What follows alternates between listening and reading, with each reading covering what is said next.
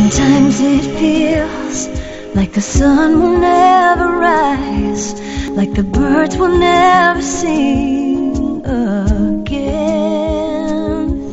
Believe in a power greater than what you are going through. When you don't know what to do, keep breathing. That's right. When you don't know what to do, just keep on breathing. From beautiful Nashville, Tennessee.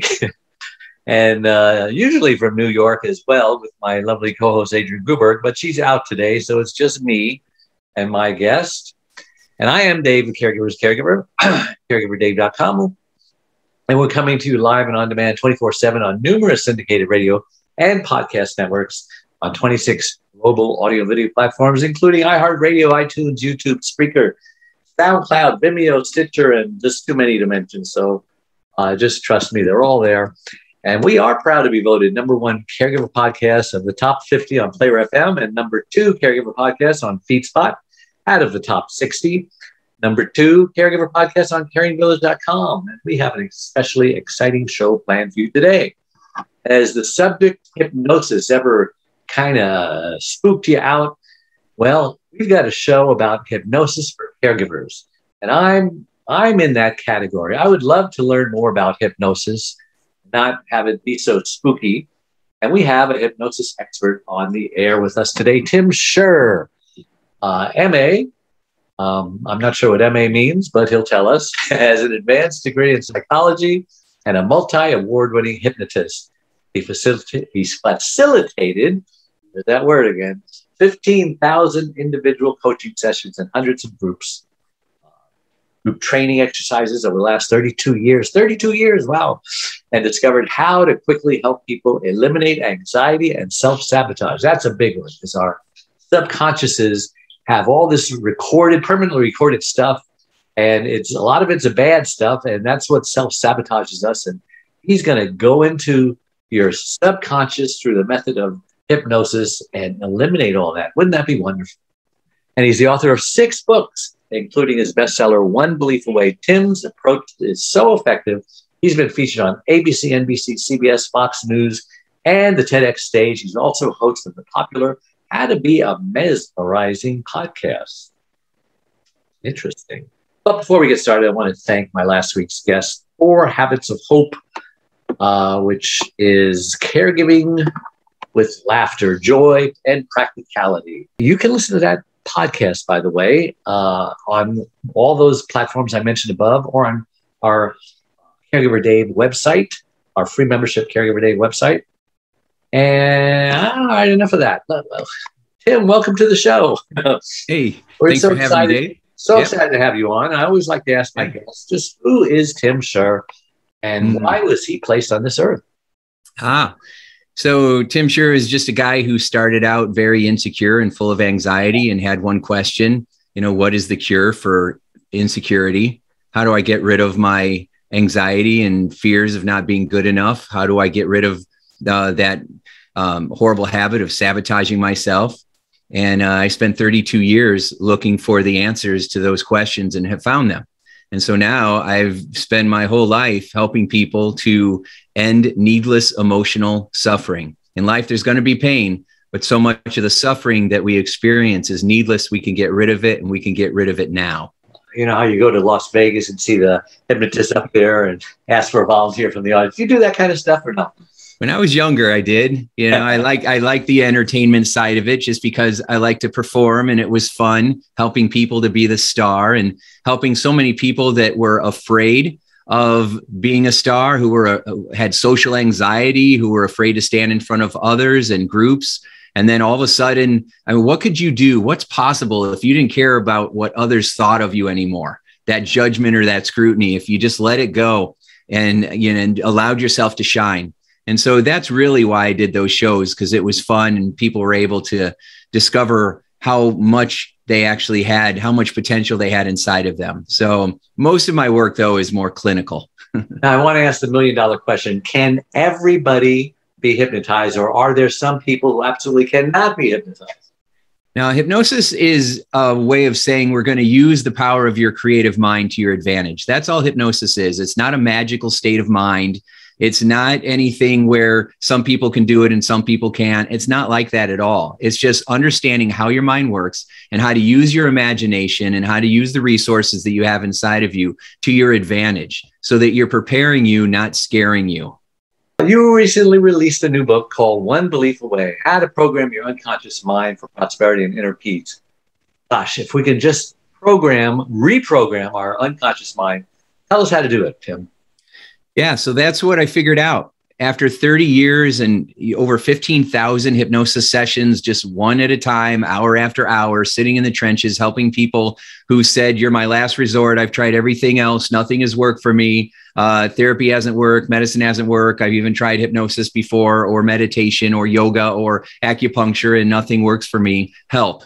Right. And so what I discovered is that we have these unconscious beliefs that are in our mind. Just like you said in the beginning of the show, Dave, you said our subconscious mind is full of this programming, and a lot of it is bad stuff.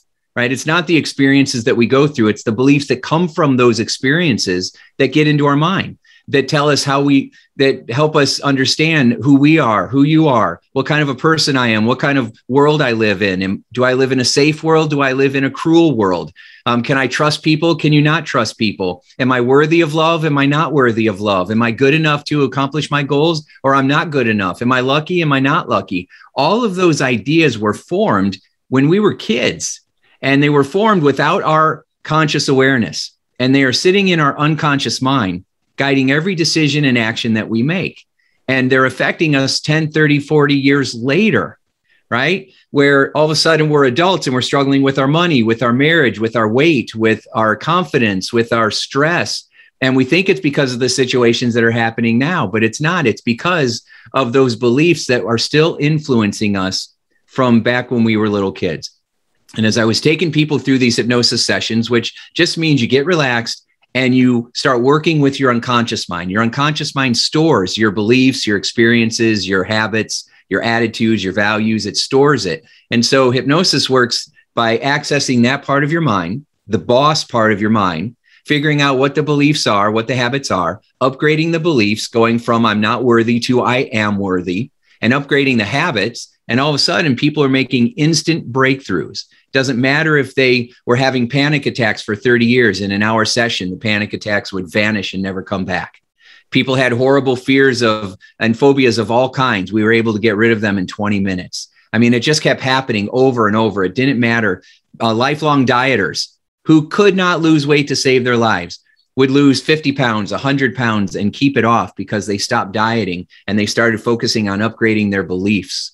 And so that's when I realized that it's all about your beliefs. So every 5 years, I would dump all the stuff that I've learned into a book and say, here, read this.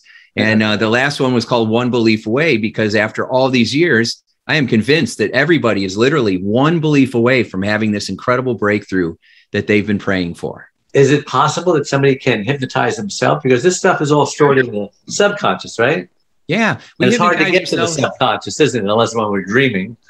Right. Well, a lot of times, the most powerful hypnotist on the planet is your smartphone. It used to be your television set, because we sit there, we get relaxed, we veg out, and then all those ideas, all those suggestions go into our mind, and it influences how we feel. If you watch Fox News or CNN, by the end of it, you're going to be all stressed and all frazzled and convinced that the world is going to end. Right? They're hypnotizing us, huh? Yeah, they're hypnotizing us. They really are. They're putting us in a suggestible emotional state and then telling us what to believe. And then we're believing it. And then we're acting on it. We're feeling it. And then our feelings cause us to behave in the way that we do. And it's not like we're telling ourselves, get stressed, feel scared, feel helpless, freak out, yell at somebody else or hide. We're not telling ourselves that, but those are the messages that we're absorbing. And so, yes, we hypnotize ourselves all the time. We don't realize it, but how we talk to ourselves, the kind of questions we ask ourselves, just the questions you ask yourself. How come things never work out for me? Or why do things always seem to work out for me? Those are two very different questions that will cause your brain to pay attention to very different information that's around you, right? If you tell yourself, how come I'm never lucky? Then your mind will only find reasons for why you're never going to be lucky. If you say, why am I always lucky? Your mind will keep looking for reasons for why you're lucky or cause you to behave in a way that allows you to create your own luck. People just don't realize how much power they have inside of them. Yeah, well, if you didn't believe in hypnosis, just understanding that you're being hypnotized all the time by the media, by the external stuff that's hitting us. I always tell people that your subconscious is really stupid. It will believe whatever you tell it, you know? It just looks at the data. It makes no judgment. If you keep saying, I'm going to lose my job, I'm going to lose my job, they're there in their little computer, your subconscious, and say, oh, you want to lose your job? Okay, I can make that happen. And on the same token, if you say the opposite, oh, you want to raise? Hey, I can make that happen too. You know, I mean, that's what I've been telling people. Is that correct by your standards? That is correct. What happens is that we will tell ourselves these things that we want to believe, but we get scared that it's really not going to happen for us because of the beliefs that are already there. And a lot of times, fear of failure, fear of success. Yeah. Fear of not being good enough, fear of not being loved, fear of abandonment, fear of humiliation. The biggest fear that produces all the other fears is the fear. We just got to get rid of fear, period, don't we? Just get rid of fear. Well, you can use it. You know, fear, FEAR, stands for false evidence appearing real, but it could also stand for feeling excited and ready. So you don't have to just get rid of it. Why don't you use it to your advantage? Yeah. How is hypnosis more effective than traditional counseling that people spend a lot of money on? Because traditional counseling, and I was trained for that. MA means Master of Arts, right? So my master's degree. So I spent 7 years in school and graduate schools learning psychology and cognitive behavioral therapy and psychoanalysis and all the traditional approaches. And they were just too slow because you're relying on the conscious mind. You're relying on willpower. You're relying on your logic, but emotion takes over. Most of my clients have already been through therapy and coaching and still not really getting any better than they were before. Now, sometimes coaching is a lifesaver and it makes the difference for people. But I'm kind of the special forces when it comes to personal development because my approach helps people to create change almost instantly. And those changes are sustainable because we're working with your unconscious beliefs in your unconscious mind. And that's where the magic happens. Wow. And it is magic. If you can make someone stop believing what they believe and start believing what they don't believe, that's magic. But it's not really magic, is it? It's just very logical. It is very logical. It's more logical than the stuff that people come up with.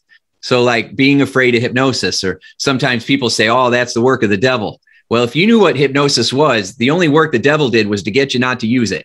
Yeah, the devil's hypnotizing us, actually. Yeah, you know, you don't want to use any of that stuff that's going to bring you more love and peace of mind and create stronger relationships and more self-acceptance so that we're loving ourselves and loving and respecting each other. We can't do that. But that's what hypnosis, at least that's how I use it. I use it to bring more love into the world and to help people to respect each other in a more effective way. That's what I did when I brought these tools into corporate America. I mean, you know, business people are like, hypnosis, what is that? But when they understood that you're upgrading the beliefs in your unconscious mind and it will create bigger, stronger, more powerful cultures, that also make you a ton of money, then they were all for it. Yeah. So, yeah. I asked you, Tim, and I got distracted, so I don't remember what your answer was. I asked you, can everybody be hypnotized, or there's some people who can't be? What was your answer on that one? Yeah, everybody can be hypnotized that want to be. I mean, if you're just going to resist and go, no, I'm not doing that stuff, well, then that's okay. But that's a choice. It's not something you do to somebody. It's something you do with someone. Right. So you provide hypnosis sessions over the phone and through Zoom. Is that as effective as in person? It is, because when you close your eyes and you go within, all you need to do is hear the person talking to you. I have clients in different countries and all over the United States, and some of them I've never seen, but we have had amazing breakthroughs together because as long as you can hear the sound of my voice, we can produce results. And caregivers aren't like weird people. I mean, you've helped caregivers with hypnosis as well, haven't you?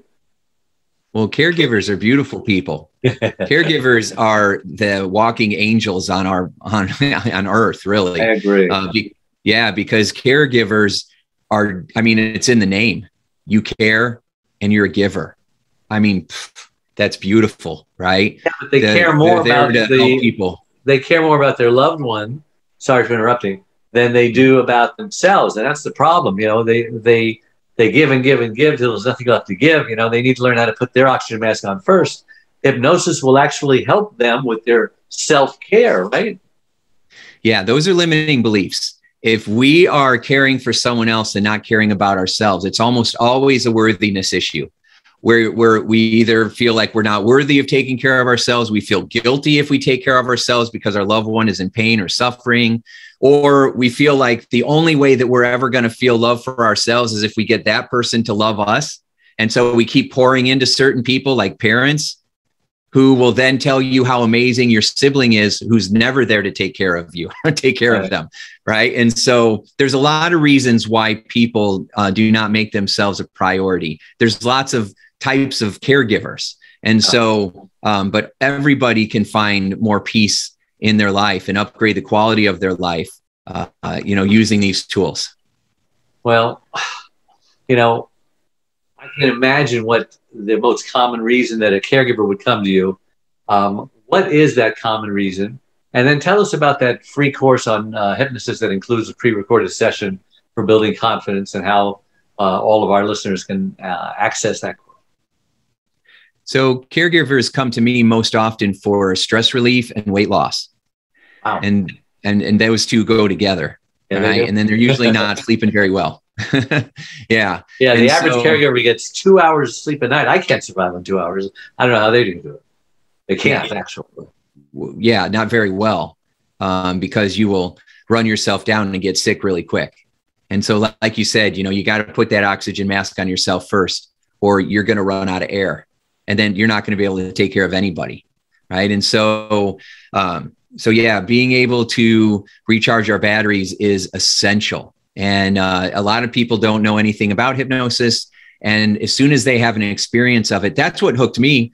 I had no interest in doing hypnosis 32 years ago. I was going to school for psychology, but they had a guest speaker who was a hypnotist that came in and asked for a volunteer. And I said, yeah, I'll cluck like a chicken. I didn't know anything about it.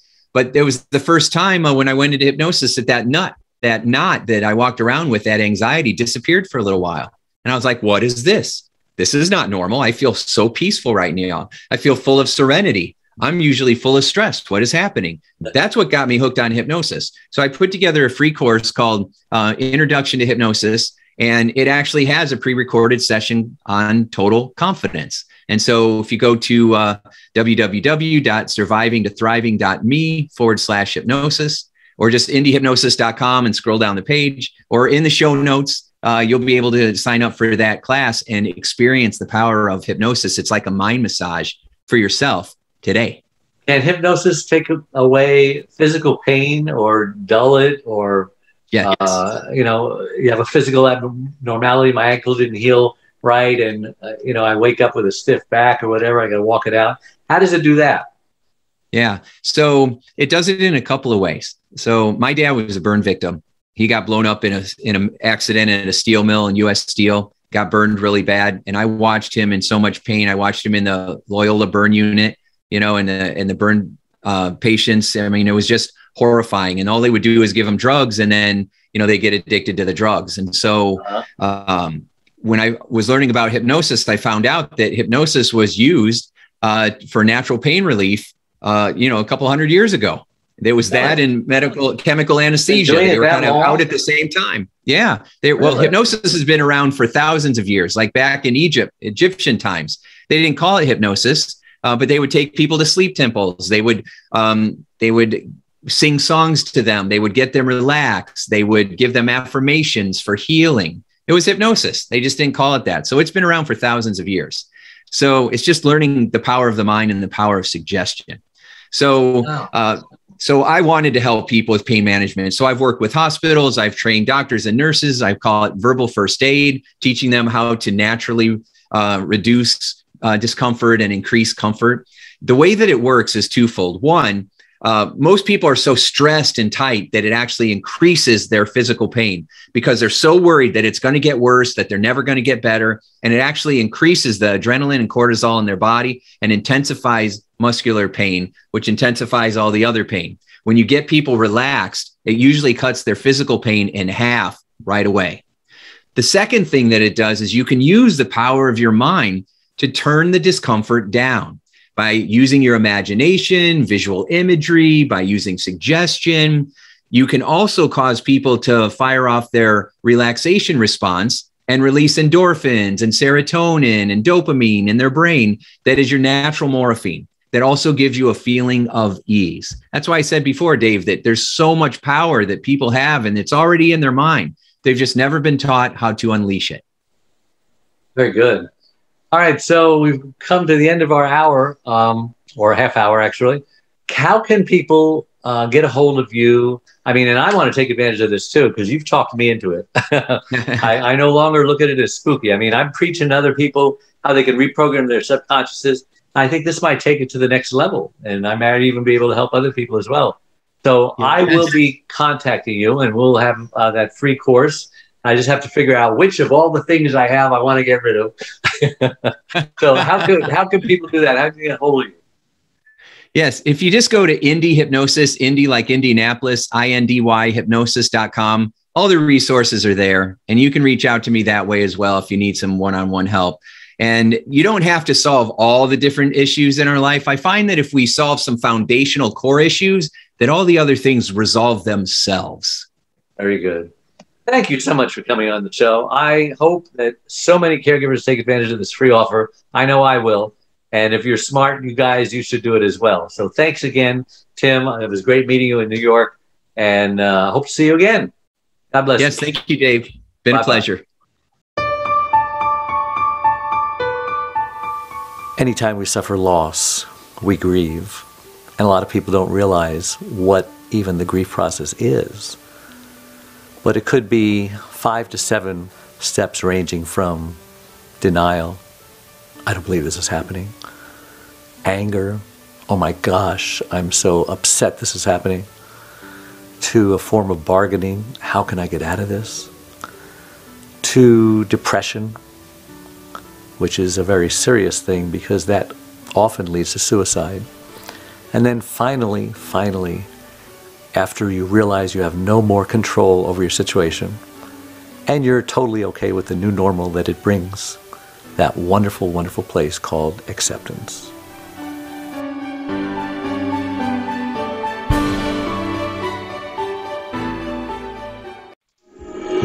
Sometimes it feels like the sun will never rise, like the birds will never sing again.